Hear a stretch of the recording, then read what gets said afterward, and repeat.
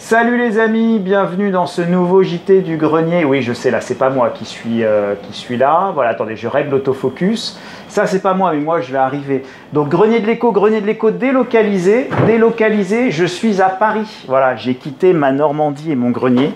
Et je me suis traîné jusqu'à la capitale pour être dans une crêperie. Et oui, vous voyez, ça c'est une crêpière, ça c'est un crêpier en chef, un maître crêpier, un maître qui vous forme, qui vous apprend à faire des crêpes. Vous allez voir, même moi avec mes 10 doigts d'économiste de grenier, j'arrive maintenant à faire des belles crêpes. Regardez, je vous montre. Ah non, alors d'abord,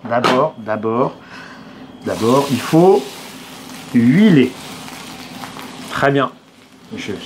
Sous le contrôle du maître. Mais vous allez voir, si on vous parle de ça, il y a plein de bonnes raisons de vous parler de ça. Alors après, je prends ma pâte à crêpes. Je suis toujours sous le contrôle du maître. Avec une louche bien pleine. Hein. Bien pleine, la louche. Ouais, on va faire une belle crêpe. Bien pleine. C'est comme les louches d'impôt, c'est toujours bien plein.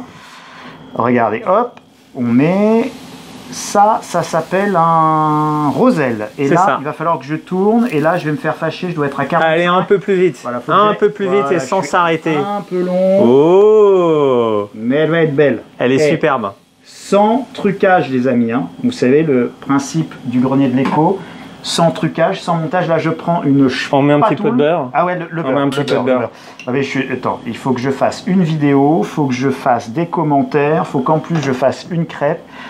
C'est compliqué. Allez, on étale bien le beurre, surtout sur ces parties qui risquent d'être un petit peu sèches. C'est ça, sur le bord. Et voilà. Là, ça grille le plus. Donc beaucoup de beurre, hein, l'un des secrets des bonnes crêpes.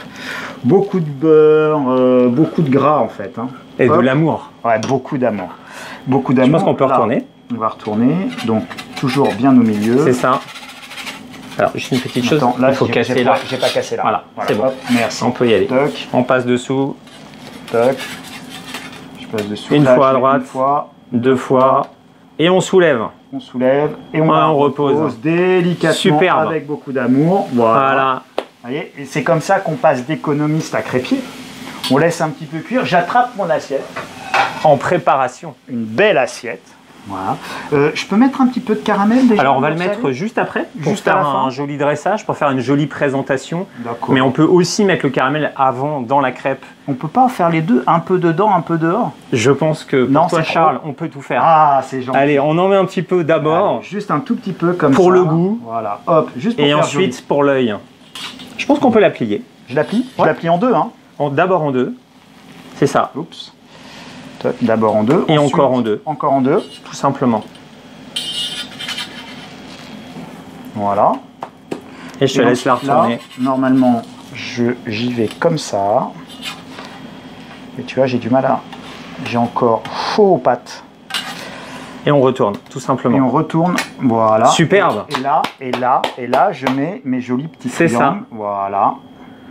Quel beau résultat. Voilà. Et regardez, une crêpe. Alors, juste une petite crêpe comme ça vaut combien? Entre 4 et 5,50 €. Et comme c'est moi qui l'a fait, allez, 6,80 €. Allez, je peux pas dire mieux. Non, donc tu disais 4 €, 5 €. 4 et 4,50 € en fonction de si c'est de la vente emportée, si c'est évidemment au restaurant, ça va être un petit peu plus cher, mais c'est à peu près ce prix. C'est beau, puis c'est bon. Tiens, on la met de côté. On la met de côté, alors c'est amusant parce que nous on va se la manger. On dit toujours que la première crêpe est ratée. Preuve est ici faite que non, pas du tout. Elle est superbe. Il faut dire que j'ai un talent monstrueux en crêpes et que j'ai été très bien formé. Alors j'ai fait une formation, ça a duré 2-3 ans à peu près. Hein, tu confirmes, il faut pour faire une crêpe comme ça, il faut 2-3 années de formation à temps plein, en plus d'un boulot d'économiste de... Non, bon, bien sûr que non. Pourquoi je suis ici aujourd'hui, pourquoi je suis avec Bertrand de Crêpes Magiques et pourquoi je voulais vous parler de crêpes, tout simplement parce que je parle beaucoup de résilience sur la chaîne Le Grenier de l'Écho. Et cette résilience, elle est patrimoniale, bien évidemment, mais c'est aussi une résilience tout simplement d'employabilité, de boulot. Et comment on fait pour de l'employabilité d'urgence, pour se reconvertir de manière rapide ou pour tout simplement être capable de vivre de manière indépendante et autonome.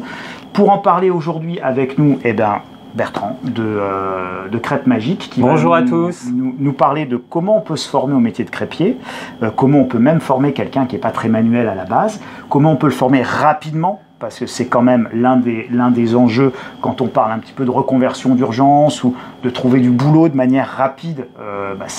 La variable temps est importante. Et puis après, je t'interrogerai plus précisément sur tous les modèles économiques qu'on peut avoir autour de la crêpe, du métier de crêpier, salarié, dans les restaurants, dans les trucs de plage, ou alors à son propre compte et tout ce qu'on peut y faire.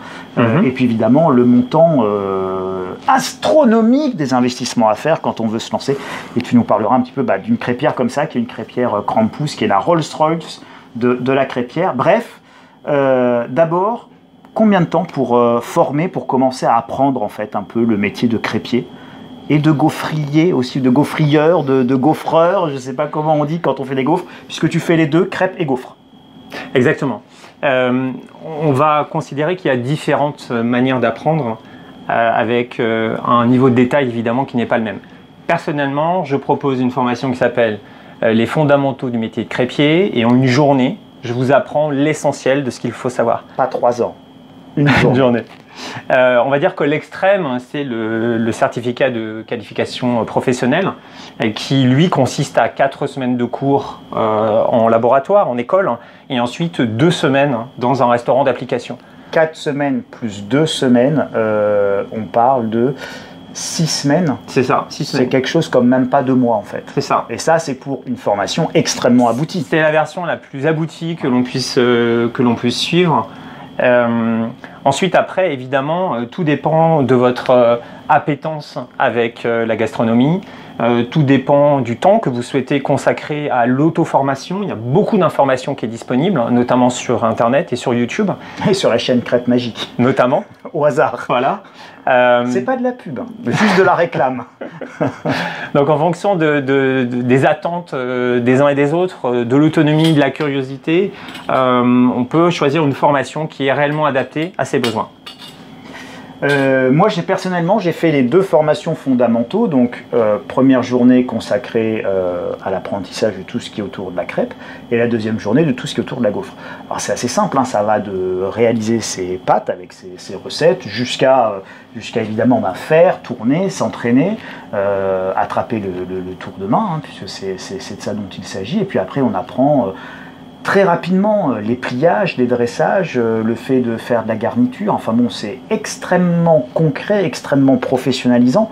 C'est vraiment ce que moi j'appelle la formation Légion étrangère pour ceux qui ont plus de 50 ans, hein, qui ont fait leur service, etc. Bon, qui savent comment ça marche un peu. Vous arrivez à la Légion étrangère, vous arrivez à l'armée, bon, vous partez sur des formations, on ne s'ennuie pas, ça, on va directement à l'essentiel, on va sur quelque chose qui est efficace, qui fait le job. Et en fait là, c'est ça l'idée, c'est vraiment avoir une formation qui permet dès demain de trouver un boulot, de pouvoir travailler parce qu'on sait déjà faire. On sait déjà faire la base, on sait faire de la pâte à crêpes, on sait tourner une crêpe, on sait garnir une crêpe, on sait faire cuire la crêpe, on sait remplir la crêpe. Alors ce qu'on ne sait pas faire, vous avez vu, j'étais évidemment sous le contrôle de Bertrand pour faire la crêpe. Et donc évidemment, on oublie des choses. On oublie de mettre le beurre, ou on oublie de tourner. Pourquoi ? Parce qu'on n'a évidemment pas encore l'expérience. On n'a pas non plus la rapidité que peut avoir un crêpier professionnel qui fait ça évidemment depuis plusieurs années ou même plusieurs mois, parce que je pense que ça arrive vite. Mais on va dire qu'en une année, on doit déjà pouvoir considérablement améliorer sa productivité. Ouais. Donc voilà, je suis lent, je suis encore imparfait dans ma manière de faire, mais globalement, j'ai compris, je vois comment ça fonctionne, et si j'en fais tous les jours, je pense que je vais pouvoir avoir une courbe d'apprentissage assez rapide. Est-ce que ça, tu confirmes ? On a une courbe d'apprentissage rapide sur ce genre de boulot ? Oui, de toute évidence. On prend rapidement du plaisir à faire des crêpes, et c'est ce que j'appelle les victoires rapides. C'est que très rapidement, on commence à avoir des résultats qui sont tout à fait satisfaisants. Et à l'issue d'une journée de formation, oui, on peut gagner en rapidité, oui, on peut gagner en précision, mais on commence à avoir des réflexes, on commence à avoir confiance et surtout on commence à se faire plaisir. Et ce plaisir, c'est assez essentiel parce que c'est un geste qui va être reproduit un certain nombre de fois dans une journée, sur un certain nombre de semaines dans l'année. Et il est évident qu'il faut y prendre plaisir pour pouvoir durablement épouser cette nouvelle activité. Alors, l'une des raisons pour lesquelles je me suis intéressé aux crêpes, que j'ai voulu essayer et tester cette formation, c'est pas pour vendre une formation crêpe, je vais pas du tout vendre une formation crêpe, c'est pas le sujet. Le sujet, c'est vraiment l'employabilité d'urgence, l'employabilité rapide, la formation rapide. Alors, ça peut être pour vous, ça peut être pour un enfant, ça peut être pour un petit enfant quand on est papy ou mamie. Bref, ça peut concerner tout le monde, cette problématique de l'emploi, du boulot.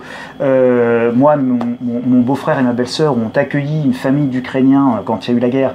Je peux vous assurer que la maman qui est venue avec ses 2 enfants et qu'ils ont hébergé pendant plus de 9 mois, c'était une dame qui avait plutôt un mari qui avait une très très belle situation en Ukraine. Lui, il est toujours en Ukraine, il ne peut pas sortir, il ne peut pas non plus sortir d'argent, puis je ne vous parle même pas de la chute et de l'effondrement de la monnaie ukrainienne. Donc les fortunes d'hier n'ont plus rien à voir avec les fortunes d'aujourd'hui.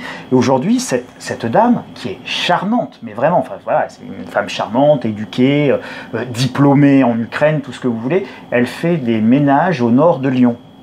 Voilà, elle fait des ménages au nord de Lyon. Donc l'employabilité d'urgence, la capacité à trouver un boulot, je trouvais que c'était vraiment profondément d'actualité pour tout le monde. Ça permet aussi de très rapidement se mettre en situation de réussite. Je vous disais tout à l'heure en rigolant, je ne suis pas manuel, mais je vous le dis en rigolant, puis je vous le dis pour de vrai, je suis plutôt plus intellectuel que manuel. Donc effectivement, je n'ai pas de grandes compétences manuelles parce que ce n'est pas vraiment ce que j'ai cherché à développer. J'ai beaucoup travaillé, j'ai beaucoup lu, j'ai beaucoup tout ce que vous voulez, mais je n'ai pas fait beaucoup de choses de mes 10 doigts. On peut vraiment acquérir ce savoir-faire de manière rapide, c'est-à-dire que c'est, quand je vous dis, et on peut être en situation de réussite, donc c'est également quelque chose de très plaisant, quand on n'est pas manuel à la base, ce qui est mon cas, mais de très plaisant si on a l'habitude plutôt, hélas, de l'échec scolaire. Donc là, tout d'un coup, vous passez d'une notion d'échec scolaire à une réussite. Et puis, c'était ce qu'on évoquait tous les deux, en discutant un petit peu avant, mais le retour quand tu fais des crêpes, il est très rapide, il est quasiment immédiat en fait. Il est immédiat. Il est immédiat. C'est le temps de la dégustation. Voilà. Et on est sur un produit qui fait du bien, qui fait plaisir, qui est gourmand, donc qui finalement est super chouette à travailler, qui véhicule plutôt de la joie, du bonheur, du partage. C'est ça. Mais comme un peu, je dirais, l'ensemble des choses autour de la cuisine. On est en France, on aime bien manger, on aime bien la bonne chair, donc c'est vrai que c'est assez limité. Et en tant qu'économiste, moi, je raisonne business aussi. Je raisonne boulot. Alors, vous connaissez, je vous en ai parlé, mon équation de l'employabilité. Ça doit être, pour être en emploi, alors en emploi salarié ou en emploi non salarié, on peut être à son propre compte, et c'est là aussi tout l'intérêt de cette idée-là. C'est non délocalisable, non robotisable, non informatisable. Alors oui, un jour, on aura sans doute des robots qui font des crêpes, mais enfin, quel plaisir d'avoir son crêpier, de faire sa crêpe, qu'elle soit artisanale, qu'elle soit faite à la main, avec des bons ingrédients dedans. Finalement, la crêpe, c'est un peu comme la pizza, ne m'en veux pas, mais c'est la qualité du pizzaiolo et la qualité des ingrédients. Bien sûr. Donc on est voilà. En plus, on est sur des supports qui sont complètement universels, c'est-à-dire que la crêpe, on peut aller faire de la crêpe aux États-Unis demain si on était l'Ukraine d'après-demain. On peut faire de la crêpe quelle que soit la région, la religion. C'est quelque chose de complètement universel. Alors, la galette, il y en a dans toutes les civilisations à peu près. Exactement, bien sûr. Les Bretons ont inventé la crêpe bretonne, mais les Bretons n'ont pas inventé la crêpe. Ni la tortilla, voilà. Mexicaine. On a les dosas en Inde, on a les pancakes, on a les msemen et les bagrir en Afrique du Nord. On a vraiment un produit qui est inclusif, qui est universel, qui est transgénérationnel et qui peut être également adapté au goût de tous dans un simple restaurant, pour les véganes, pour ceux qui veulent manger du bio, pour les végétariens, pour les sans gluten, pour ceux qui ont une intolérance au gluten. Juste tiens, précise-le parce que sur ma chaîne, c'est plutôt pas des gens forcément qui ont l'habitude enfin, je leur parle d'économie, donc par ailleurs ils peuvent le savoir, mais en tout cas, c'est pas sur ma chaîne qu'ils viennent chercher des infos sur le gluten et le non gluten. Donc moi j'ai appris pendant la formation que le sarrasin c'est sans gluten. C'est sans gluten. Donc les crêpes de sarrasin, en fait, si je suis intolérant au gluten, je peux en manger. Exactement. Bon, donc vous avez vu, en fait, si je vous parle de la crêpe, c'est vraiment pas un hasard, c'est qu'on est sur la définition même du métier qui peut s'acquérir facilement, de la compétence qui s'apprend vite, où franchement c'est pas le bagne. Même si là je transpire un peu, j'ai quand même un petit peu chaud. On est à Paris, on est samedi. Et la crêpière est à 200 degrés. La crêpière est à 200 degrés. Donc effectivement, je chauffe un peu. C'est plus chaud que l'écran de mon ordinateur. Donc c'est nettement plus physique évidemment que ce que je peux faire. Mais j'ai bientôt 50 ans. Je suis pas un grand sportif. et je tiens, voilà, je peux rester une journée debout, etc. Si demain je dois porter des sacs de ciment pour devenir maçon, ça va être nettement plus compliqué. Donc ça, c'est quelque chose que j'arrive encore à faire, que je peux encore faire, que je me vois faire. Moi, demain, faire maçon avec 25 kilos sur le dos, je sais pas, je fais 1m20, je suis pas très grand, etc. Donc, voilà, je suis pas taillé pour ça, je suis trop vieux pour ça, pour la crêpe, j'y arrive encore. Donc, vous voyez, on est vraiment en plein dans la résilience. Et maintenant, je voulais que parce que toi, tu connais vraiment très très bien tout ça, et je voulais que tu me parles, enfin que tu nous parles en fait, des différentes manières de pouvoir faire crêpier et de pouvoir gagner sa vie après une formation très rapide, gagner sa vie en faisant des crêpes et des gaufres. Ça va ensemble, au lieu de vous former un jour ou former 2 jours, donc c'est dans l'épaisseur du trait, on s'en fiche, c'est pas le sujet, mais crêpes et gaufres, voilà, des ustensiles simples qui sont pas très chers, des investissements qui sont faibles, bon, alors pas comme ici, là on est dans un restaurant à Paris, il y a un fonds de commerce, il y a des murs, il y a un loyer, attention, là on est dans la version haute de l'investissement, évidemment, tu peux nous en parler aussi,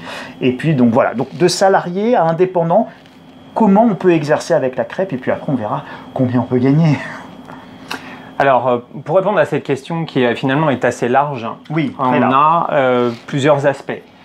Pour se lancer dans le métier, évidemment, on a une partie formation. Je dirais même que la première de ces formations, et l'actualité nous le rappelle, c'est la formation de l'hygiène alimentaire. On va dire que ça coûte 500 €. Ensuite, une formation dans une école de crêpier. On va dire entre 500 et 1500 € en fonction... Allez, mettons 2000 € pour arrondir. Mettons 2000 € de formation. Tu as eu du déplacement, un peu d'hôtel. Concernant le matériel, une crêpière comme ça, neuve, c'est 600 €. Donc il faut compter environ 1500 € pour pouvoir avoir un petit stand avec des tables en inox qui respectent les règles d'hygiène alimentaire, de crêpière et le petit équipement. Et là-dessus, bien sûr, on va rajouter un véhicule. Alors qui peut être tout simplement un Kangoo d'occasion tout propre. Tout propre, vraiment tout propre. Tout propre. Parce que c'est bon, pendant la formation, ça vous le voyez pas, mais je vous dis, formation, j'ai vraiment testé, j'ai vraiment essayé.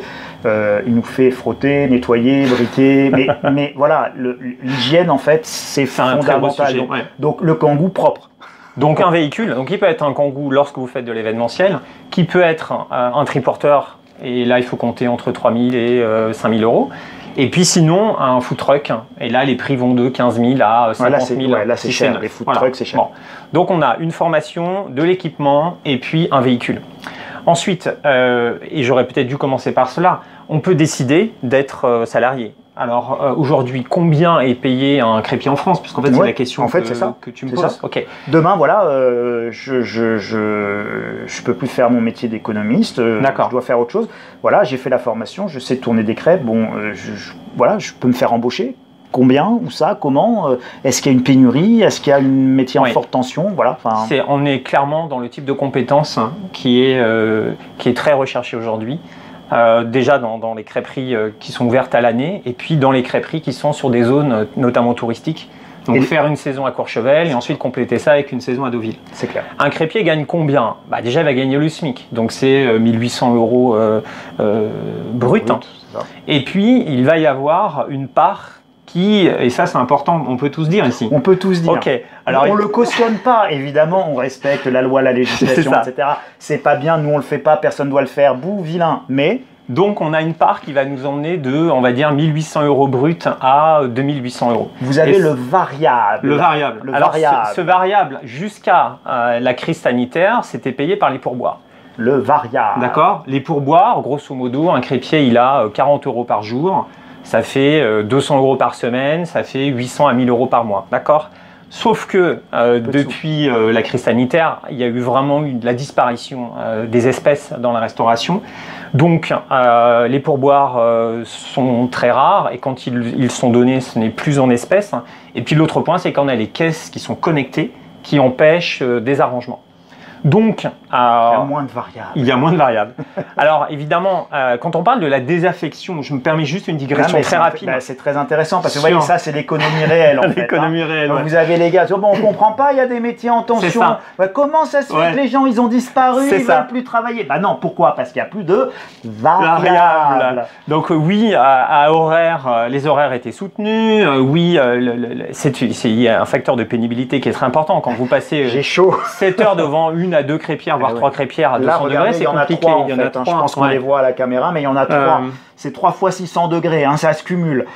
Donc, en ressenti, ça se cumule. Donc, ce qui se passe, c'est que les patrons ont été, devant la désaffection pour ce type de profession, ont été amenés à compenser. Puisque avant, le crêpier avait 1800 € brut, hein, plus 800 à 1000 € en espèces qui provenaient des pourboires.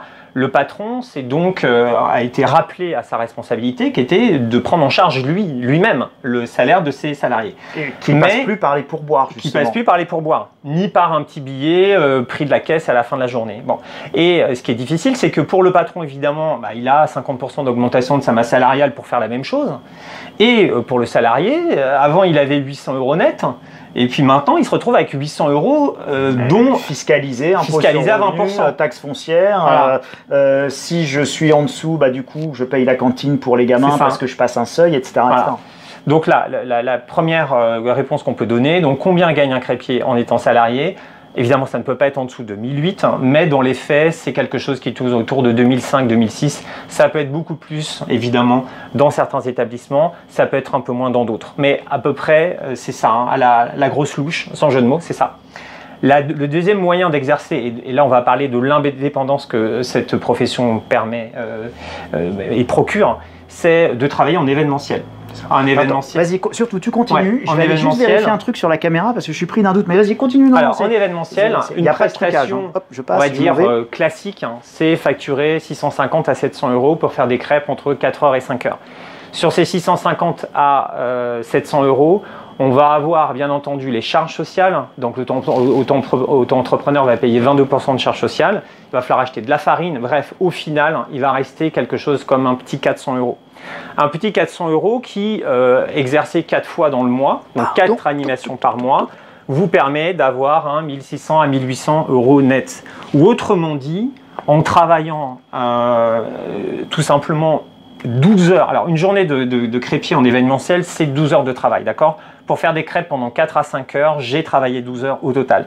Mais ce qui est intéressant, c'est qu'en travaillant une journée par semaine, j'ai un petit peu moins qu'un salaire à 35 heures en crêperie.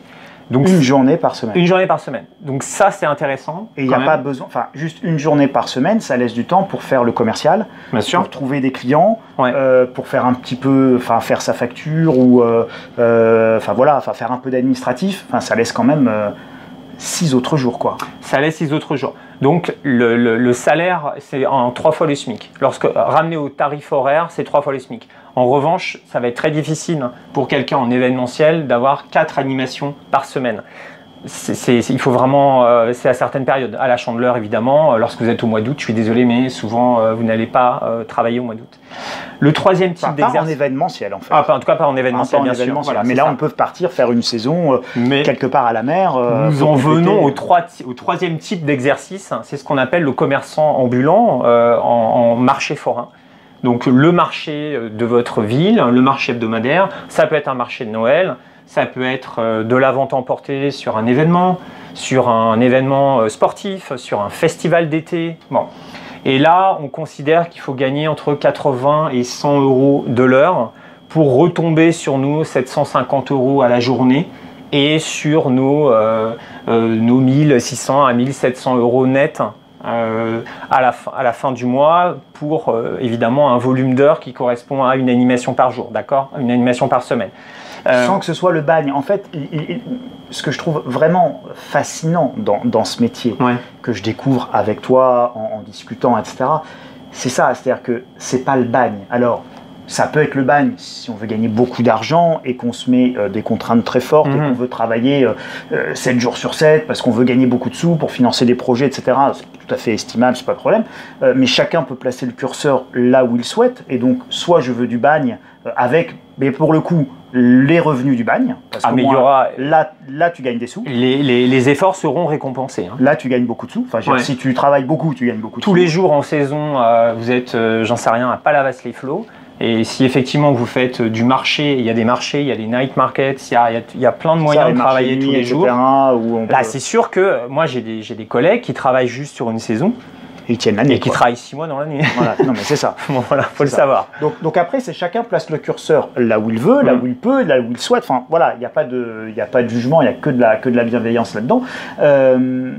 Et c'est pas le bagne. Voilà, donc je voulais juste montrer qu'on n'est pas obligé d'aller travailler à l'usine et on n'est pas non plus obligé d'avoir un patron sur le dos. On peut avoir un patron sur le dos ou on peut être indépendant. Complètement. Et c'est l'un des immenses avantages de ce boulot, notamment dans le tertiaire. Vous avez beaucoup de gens, moi vous le savez, je suis issu de la banque, j'ai travaillé pendant des années dans une grande banque française. Bon, alors quand on sort de la banque, on fait quoi? On fait conseiller financier en investissement indépendant, on tire plus ou moins la couenne, ou alors quand on ne sait pas quoi faire, on fait coach. Coach, il y a plein de coachs en tout et en n'importe quoi, et surtout en n'importe quoi et en pas grand-chose. Et c'est compliqué d'être coach quand on est soi-même en recherche pour soi-même d'une nouvelle fonction ou d'un nouveau métier. Donc évidemment, c'est des reconversions qui ne marchent pas forcément très bien.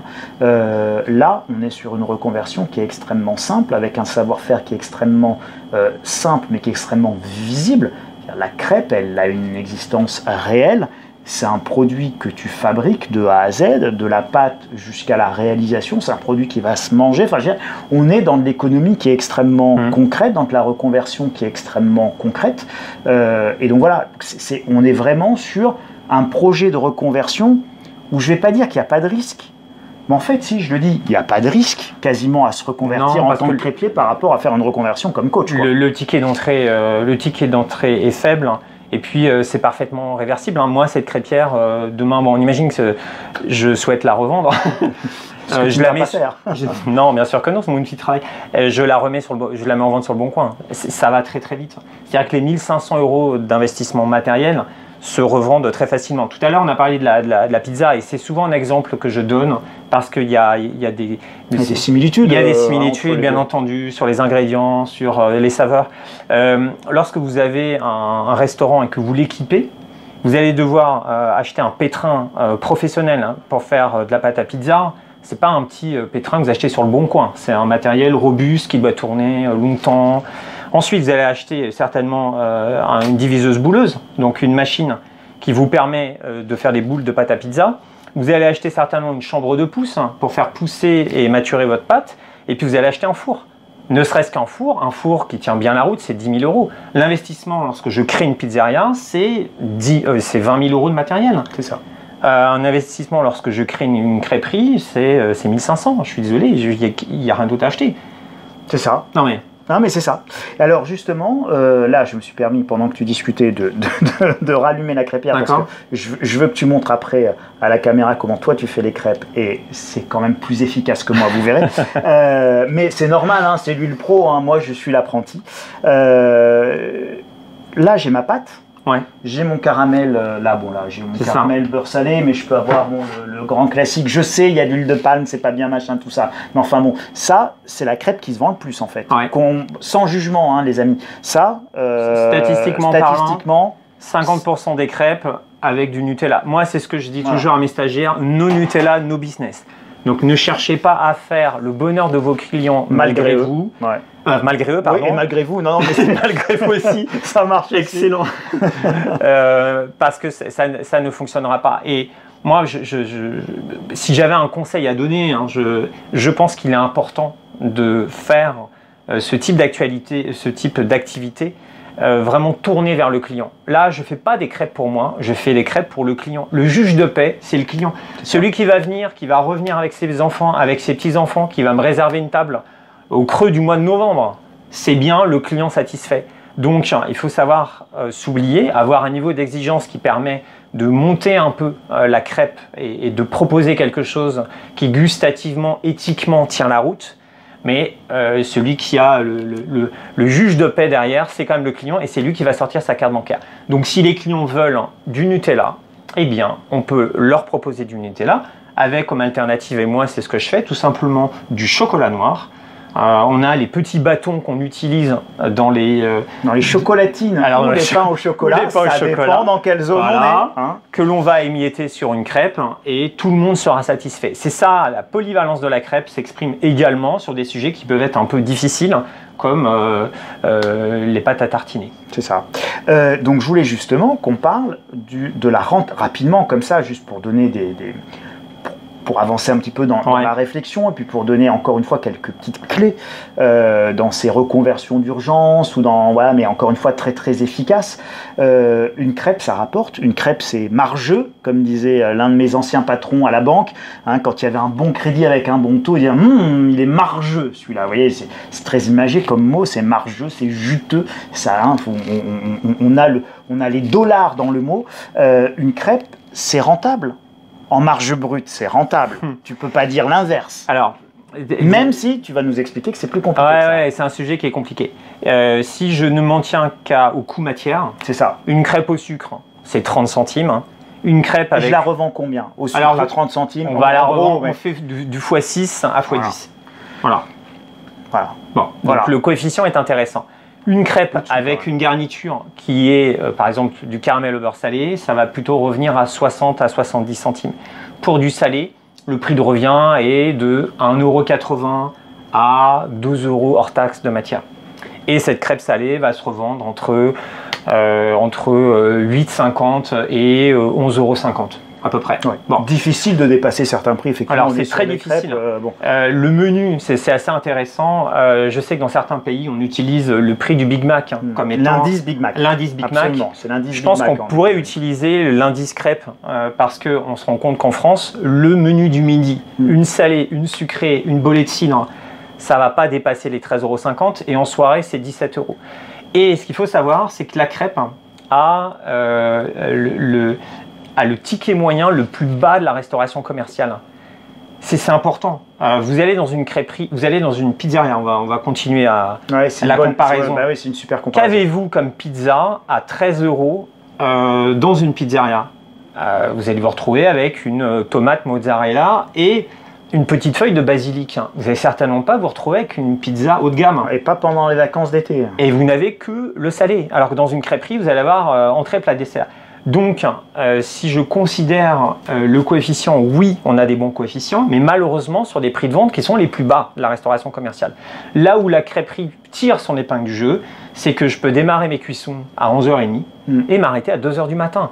Et alors que la pizzeria, trouvez-moi quelques contre-exemples, mais ça va être difficile. À 16h30, tout le monde est en coupure. Oui, on est d'accord. On mange pas, généralement, on mange pas une pizza à 16h30, alors qu'on mange une gaufre, une crêpe au goûter, etc. Donc on se fait pas des pizzas de goûter, quoi. Exactement. Donc là, effectivement, moi, de ce que je disais sur d'autres statistiques, c'est que j'avais sur les magasins qui sont ouverts, enfin sur les crêperies qui sont ouverts de midi à minuit, on est à 30% de chiffre d'affaires au service du midi, 40% pendant l'après-midi et 30% au service du soir. Donc en fait, tu confirmes apparemment, c'est vraiment quasiment l'essentiel qui va être fait autour du goûter et dans l'après-midi. Donc voilà, c'est là, effectivement, c'est pas négligeable. Non, c'est pas négligeable. Voilà, donc cette image de l'argent facile, il faut vraiment, ce qui est souvent véhiculé par les médias, en gros, vous voulez faire une bonne affaire, faites des crêpes. Non, réfléchissez d'abord. Et il y a une stratégie, faites un business plan, allez manger chez les autres, allez comprendre, regardez ce que font les franchises. En fait, les franchises, du point de vue strictement gastronomique, on n'est pas dans le haut du panier, d'accord, on ne va pas se mentir. En revanche, du point de vue de l'expérimentation du business model, ils ont tout fait pour vous. Vous voulez monter une crêperie? Allez manger des crêpes partout, chez tout le monde, chez des crêperies, dans des crêperies semi-gastronomiques, dans des kebabs du coin de la rue, à essayer de comprendre, de définir ce que vous souhaitez vous proposer à vos clients, quelle histoire allez-vous raconter, comment allez-vous mettre cette histoire en scène. Et une fois que vous aurez ces différents éléments, après vous cherchez à le fabriquer, ce projet. Et c'est beaucoup plus facile parce qu'on est sur un sujet qui a été largement défriché par plein d'acteurs, des acteurs qui relèvent de l'artisanat un peu professionnalisé. Il y a eu récemment un reportage dans les médias sur les crêperies à Saint-Malo On s'aperçoit qu'on sort de la petite dame qui prépare sa pâte dans son coin avec des petites chaînes, hein, tout simplement. Ouais, tout on commence à avoir 4-5 crêperies, c'est qu'on a des cuisines centrales, on a des liaisons froides, on commence à avoir des choses professionnelles. Et puis donc, à l'opposé, on a des crêpes industrielles, mais aussi des franchises qui ont vraiment expérimenté tous les niveaux de coûts, le grammage. Quand vous allez dans une franchise, ils ont des petits bols avec dedans 70 grammes d'emmental. C'est pas 75, c'est 70. Parce que votre marge, c'est le grammage. C'est ça. Hein, et donc, si vous avez des crêpes avec des coûts de revient très différents, bah, évidemment, votre marge à la fin, c'est pas la même puisque c'est multiplié par le nombre de crêpes et vous avez des dérives qui sont importantes. Ce que je voulais vous montrer et ce qu'on voulait partager avec Bertrand aujourd'hui pour ce grenier de l'éco de rentrée, c'était vraiment que la crêpe, c'est simple. C'est pas facile, c'est simple. C'est simple de se former, c'est assez simple de trouver du travail et c'est assez simple de se lancer si on veut devenir indépendant. C'est pas facile, c'est-à-dire que, comme Bertrand vient de vous l'expliquer, il faut chercher son modèle économique, il faut se documenter, il faut quand même se former. Enfin voilà, c'est simple parce que c'est accessible à tous, mais c'est pas facile. Ça demande du travail, ça demande de l'effort, ça demande de l'investissement évidemment en temps, en engagement personnel. Encore une fois, il fait chaud derrière la crêpière, donc ça demande vraiment des efforts, mais c'est facile. C'est accessible. Accessible, voilà. Hein, donc encore une fois, c'est la simplicité de l'accessibilité, pas la facilité. On ne fait rien sans effort. Donc évidemment, c'est fatigant, on travaille beaucoup, il y a des heures, mais on peut être indépendant, on peut être salarié, on peut faire preuve de toute la créativité que l'on veut en faisant des crêpes parce que c'est illimité. Donc vous pouvez faire des crêpes de 36 manières différentes en fonction de vos sensibilités personnelles. Donc voilà, donc c'est vraiment, on a encore une fois, tous les attributs de la résilience professionnelle sur un petit appareil comme ça qu'on appelle un Bilig. Ça ici, ça s'appelle un Roselle. C'est ça. Et donc voilà, hein, c'est des ustensiles qui sont pas coûteux, que tout le monde peut appréhender pour le coup de manière assez simple. Ouais. C'est vraiment, encore une fois, c'est abordable. Donc si je vous en parle, c'est pas un hasard. C'est vraiment pour ouvrir des perspectives au plus grand nombre, des perspectives professionnelles, des perspectives de reconversion. Et en fait, voilà, soyez optimistes, il y a plein de choses à faire. Le monde est vaste et avec une crêpière comme ça, on peut même prendre l'avion et aller de l'autre côté de la planète. Mais bien sûr. Et je voulais te parler de ça aussi. Enfin, oui. Je voulais t'interroger là-dessus parce que je sais que tu fais beaucoup de formations, tu formes beaucoup de stagiaires et tes stagiaires, ils viennent de partout dans le monde. Oui, bien sûr. Oui. On a effectivement, depuis quelques années, une sorte d'explosion de la crêpe à l'étranger. Une appropriation de la crêpe, on va dire, européenne ou française. Ouais, française, ouais. Française. Bah pour preuve, hein, moi je suis allé former une crêperie au mois de mai dernier à Casablanca au Maroc. Je suis parti là-bas, j'ai passé 3 jours sur place. On a effectivement un produit qui est inclusif et universel et qui voyage très bien. D'autant plus que beaucoup de visiteurs sont venus en France. Beaucoup donc de touristes découvrent pendant leur voyage la crêpe française, quoi. Et puis on a les réseaux sociaux, on a aujourd'hui une mode. On peut parler de cette chose. Instagram. Pardon. Piqué collégramme, des produits Instagrammables.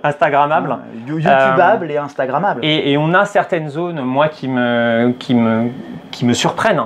Mais notamment en ce moment, il y a une forte demande en Afrique de l'Ouest.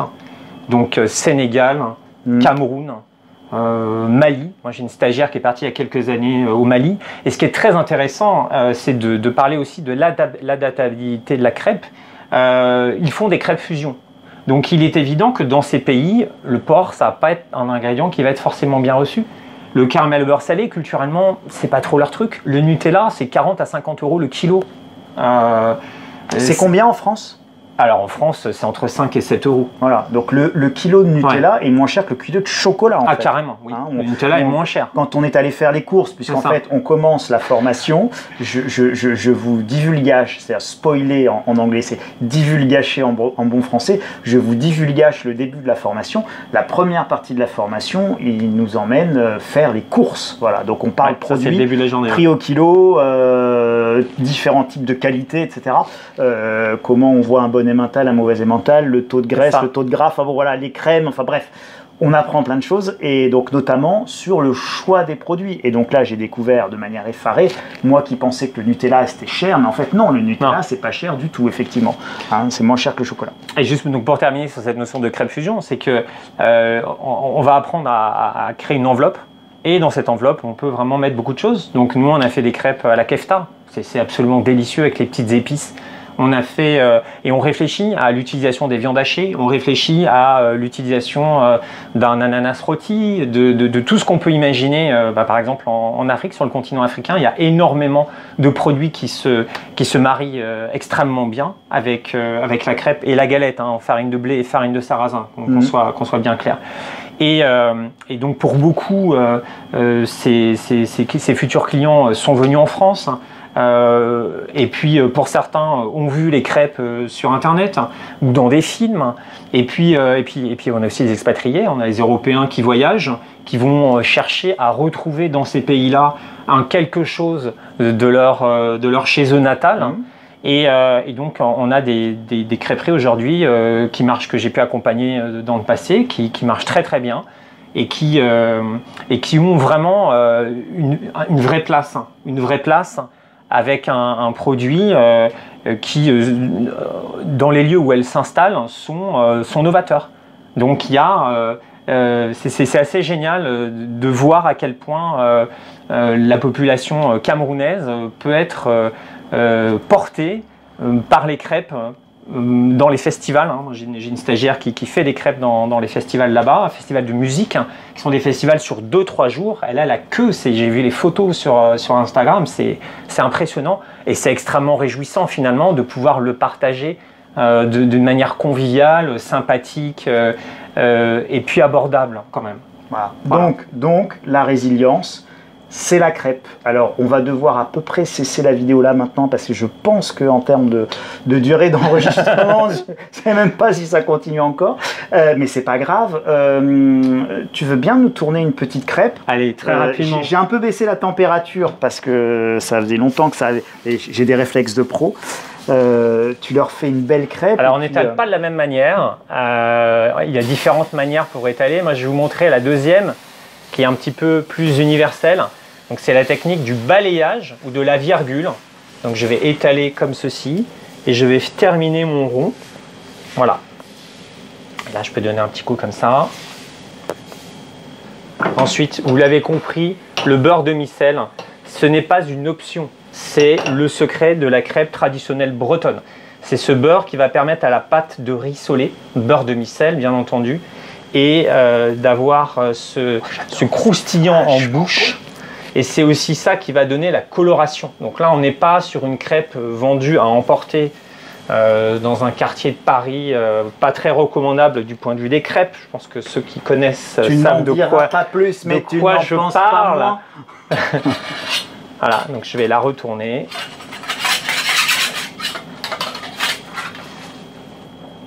Voilà. Et moi, j'ai une petite technique, normalement, je fais ça avec des gants, c'est que je la froisse pour donner un relief assez particulier et permettre aussi d'expérimenter un produit qui va être croustillant à l'extérieur et moelleux au centre. Et c'est ça, pour moi, la crêpe bretonne. À distance, quand je suis dans la rue, quand je vois le crêpier tourner, quand je vois la durée de cuisson, quand je vois l'utilisation ou pas du beurre demi-sel, je peux déjà vous dire si la crêperie, elle est recommandable ou si elle n'est pas recommandable. Attention. À distance. Attention. Je ne le fais pas encore sur les photos. La crêpe est un art. Et là, vous avez un puriste de la crêpe. Donc, vous voyez, franchement, c'est une super opportunité professionnelle. C'est une super opportunité de business. c'est une super opportunité de vie pour ceux qui se demandent quoi faire, d'orientation professionnelle. Et voici magnifique. une crêpe nature, voilà, regardez. Et c'est doré. Alors je sais pas ce que ça donnera avec l'autofocus, qu'autofocus pas, mais voilà, non mais c'est très beau et c'est surtout très bon. Vous connaissez les crêpes. Je vais vous laisser là, les amis.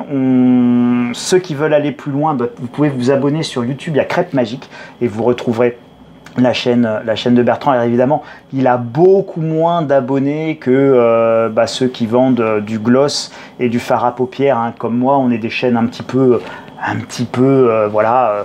On va dire discrète hein, sur la YouTubeosphère, mais c'est pas grave. Vous pouvez, si ça vous intéresse, et si vous voulez aller plus loin en termes professionnels ou en parler autour de vous à quelqu'un qui est en recherche d'orientation, de projets professionnels, et ben voilà une belle chaîne et une belle découverte à faire. Et puis à partir de la chaîne YouTube Crêpes Magiques, vous pourrez tirer la pelote si jamais vous avez besoin d'aller plus loin ou d'avoir une formation. En tout cas, voilà, j'avais envie de quitter mon grenier pour cette émission de rentrée. J'espère que ça vous plaira. Moi, j'ai eu énormément de plaisir à faire cette formation avec toi. Merci, donc, merci Charles. Merci à toi. Et je voulais partager ce plaisir sincère que j'avais eu. En plus, je suis un grand gourmand. Ça se voit sur ma ligne. Je ne peux pas le cacher, même à la caméra. Donc, je suis un grand gourmand. Merci pour ces moments gourmands. Merci pour ces grands moments de plaisir, de formation, d'apprentissage. Et ceux qui ont envie, encore une fois, d'aller vers un métier manuel ou qui se posent des questions de reconversion, vous avez des métiers autour de la cuisine et dans la cuisine vous avez un métier autour de la crêpe et de la gaufre qui vous permet d'être rapidement opérationnel, professionnel et de gagner votre vie. Et c'était vraiment dans cette optique de résilience que je voulais partager, cette possibilité de formation. Encore une fois, je gagne rien, je suis pas commissionné, je veux pas, c'est pas le but du jeu. Le but du jeu, c'était vraiment de faire part, voilà, de ça existe. C'est un métier très agréable. On passe de bons moments, que ce soit dans l'apprentissage ou après dans l'activité quotidienne. Voilà, gardez ça dans un coin de votre tête, ça peut vous servir ou ça peut servir à d'autres. Donc partagez sans modération. Salut les amis. Merci. À très bientôt. Et je vais aller couper. Toi, tu restes, tu continues à être sérieux. Regarde, moi, je passe sous la caméra. D'accord. Fais-leur un sourire. Fais-leur un sourire, c'est important. Voilà. Et moi, je vais aller couper du sucre et du beurre. Ouais, beaucoup de beurre, beaucoup de sucre et aussi 50% de Nutella parce que c'est la crêpe la plus vendue. Merci Bertrand. Au revoir. Bye Salut bye. les amis, merci. à la semaine prochaine pour un autre JT du grenier qui sera sans doute là, non pas dans une cuisine professionnelle, mais vraiment dans le grenier normand. Salut les amis.